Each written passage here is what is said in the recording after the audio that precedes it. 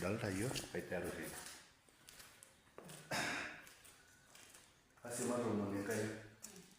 Enkai supat Papa le shumata, Enkai oloishu, kincho iyie enashe oentisisa tenkaraki enoolong' sidai ninchoo yiok Enkai, ashe tenkaraki esinkairo naimu enkomom Enkai, iyieuta eretoto naing'ua nkaik inonok.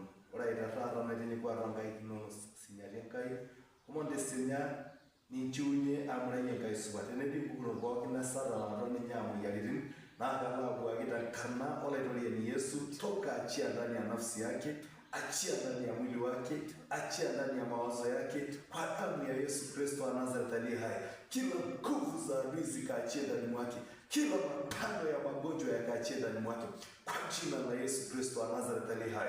Ukamfungue Bwana, ninamsogeza mikononi mwako, maana kwa kupigwa kwako sisi tumepona.